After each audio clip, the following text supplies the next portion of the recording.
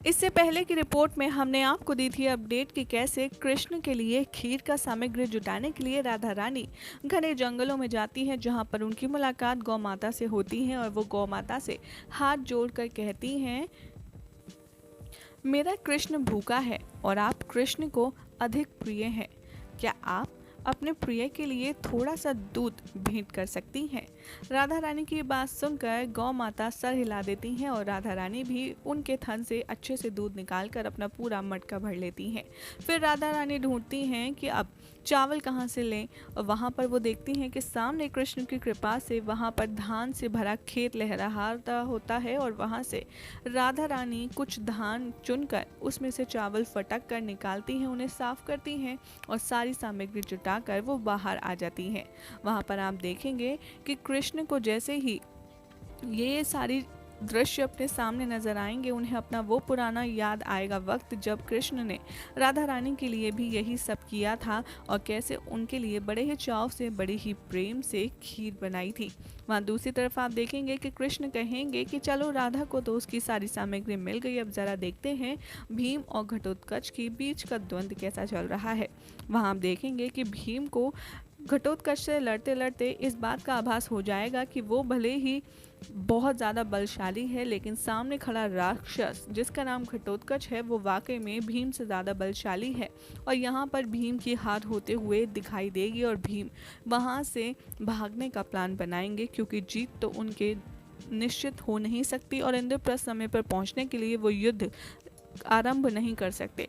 इसीलिए वो दोनों के बीच का रास्ता सोचेंगे और वो सोचेंगे कि क्यों ना इसका ध्यान भटका कर के यहाँ से निकल लिया जाए। वहाँ दूसरी तरफ आप देखेंगे कि राधा रानी खीर बनाती हैं और कहती हैं कि सब सामान मिल गया है, लेकिन मिठास की कोई आशा मत रखना कृष्ण। कृष्ण यहाँ पर राधा के नज़दीक आते हैं और कहते हैं, राधे तुम खीर बनाओ, उसका स्वाद तो तभी पता चलेगा जब उसे चखा जाएगा कि वो कितनी स्वादिष्ट है और कितनी मीठी है। यहाँ पर कृष्ण की बात सुनकर राधा रानी कहेंगी कि अच्छा, तुम्हें तो ऐसे लग रहा है कि जैसे मैं झूठ बोल रही हूँ, खीर तो एकदम फीकी होगी, उसे खाना बहुत ही मुश्किल होगा, लेकिन तुम कहते हो तो मैं खुद बनाए देती हूँ। राधा रानी की यहाँ मदद करने के लिए श्री कृष्ण आकर उनके नज़दीक बैठेंगे और वो कभी उनको पीछे से छेड़ेंगे तो कभी उनका ध्यान भटकाते आएंगे नज़र और राधा रानी के साथ ये अटकेलियाँ करेंगे जब वो खीर का प्रबंध कर रही होंगी। राधा रानी को आएगा क्रोध और वो कृष्ण का कान मरोड़ देंगे और कृष्ण हाथ जोड़कर उनसे माफ़ी भी मांगेंगे। यहाँ पर आप दोनों के बीच का बॉन्ड साफ देख सकते हैं कि कैसे कृष्ण और राधा पहले की तरह जैसे रहते थे, बहुत ही खूबसूरत रोमांस भरे तरीके में यहाँ पर खीर बनाई जाएगी। यहाँ पर कृष्ण राधा जी की मदद करेंगे और अपने हाथों से खीर उनका हाथ पकड़कर बनवाएंगे। उसके बाद राधा रानी कहेंगी, झूले पर आकर बैठकर लो खाओ अब फीकी खीर, मैं तो खा नहीं सकती। कृष्ण कहेंगे कि राधा, जब मैं खिलाऊंगा तो तुमको ये फीकी नहीं लगेगी। यहाँ पर एक दूसरे के हाथ से खीर खिलाई जाती है और जैसे ही राधा रानी अपने मुंह में खीर का पहला निवाला लेती हैं, वो चकित रह जाती है क्योंकि खीर बहुत ही ज़्यादा स्वादिष्ट और मीठी होती है। राधा रानी से पूछते हैं कृष्ण कि कैसी लगी तुम्हें खीर राधा, तो वो कहती हैं कि वाकई में ये तो बहुत ही स्वादिष्ट है कृष्ण, लेकिन आखिर ये कैसे, मुझे तो यकीन नहीं होता, हमारे पास ना तो कुछ मिठास का प्रबंध था और ना ही इसमें मैंने कुछ अच्छे से कुछ डाल पाई थी, तो फिर ये इतनी स्वादिष्ट कैसे बन गई। यहाँ कृष्ण कहते हैं राधा रानी से कि देखो, मैं तुम्हें आज एक बहुत ही महत्वपूर्ण सीख देने वाला हूँ, लेकिन उससे पहले हम ये खीर ख़त्म कर लेते हैं।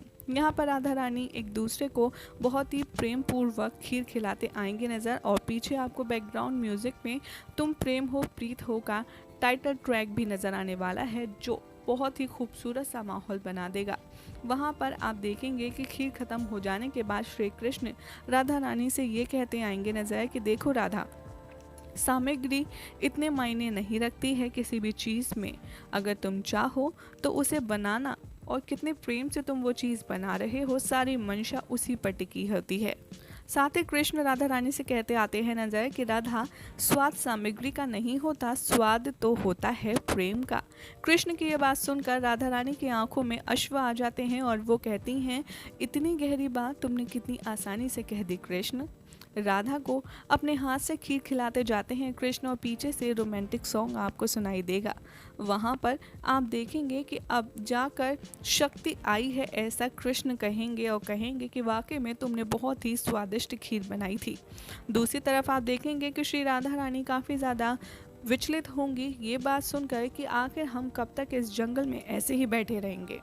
और जैसे ही कृष्ण राधा रानी का ये सवाल पूछेंगे वो चुटकियों में 3 काउंट करेंगे और सामने से भीम आ जाएंगे। भीम को वहाँ पर आनंद फानन में आता देख राधा रानी चकित हो जाएंगी और कहेंगी कि भीम यहाँ पर कैसे, ये तो उल्टी दिशा है इंद्रप्रस्थ जाने की। यहाँ पर भीम रथ से उतरेंगे और वहाँ पर कृष्ण से पूछेंगे भीम कि वासुदेव आप यहाँ पर कैसे। तो कृष्ण कहेंगे बड़े ही स्वरीले अंदाज में कि मैं तो यहाँ राधा के साथ अक्सर घूमने आ जाया करता हूँ, लेकिन तुम बताओ तुम विपरीत दिशा में आखिर क्यों आ रहे हो।